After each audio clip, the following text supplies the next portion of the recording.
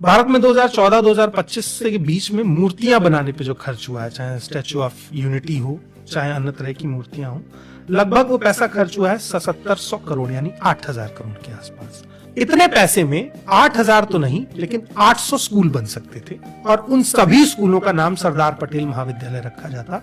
तो मुझे लगता है सरदार पटेल को ज्यादा बेहतर से लोग जान पाते और उसमें एक सब्जेक्ट ऐड किया जाता कि कैसे सरदार पटेल ने 546 रियासतों को एकजुट किया।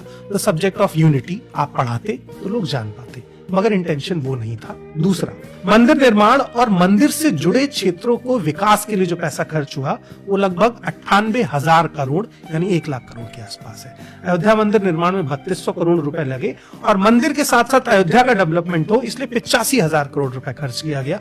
कहां हुआ ये मुझे नहीं पता है, मगर सरकार ने इतना पैसा खर्च किया है। यानी कितना पैसा हो गया? लगभग 1,07,000 करोड़। उसके बाद कुंभ मेले में लगभग 15 से 16,000 करोड़ रुपए खर्च किया गया। कुंभ में जाने वालों के ऊपर हेलीकॉप्टर से फूल बरसाए गए जिसमें बहुत पैसा लगता है, जिसकी कोई जरूरत नहीं थी। इससे बेहतर था कि आप ट्रेन फ्री कर देते।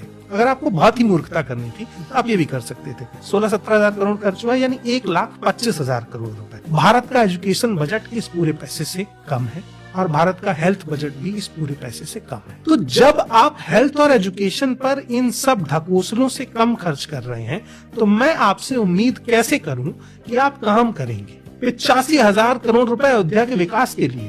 अयोध्या को मैं इतने पैसे में एजुकेशन हब बना देता, इस वर्ल्ड का सबसे बड़ा एजुकेशन हब। चाइना 150 करोड़ में ऐसा इंटरनेशनल स्कूल बना रहा है, जापान ऐसा इंटरनेशनल स्कूल बना रहा है जो गवर्नमेंट स्कूल है, जहां बच्चे को 1 रुपया खर्च नहीं करना है, उसके घर से भी उसे सरकार उठा के लाएगी। और हम क्या बना रहे हैं? मंदिर जिसमें रहने वाले पुजारियों को पैसा सरकार दे रही, सैलरी, और लोग युवा बेरोजगार घूम रहे हैं। तो इंटेंशन का फर्क है नया, हमारी नीयत नहीं है काम करने की।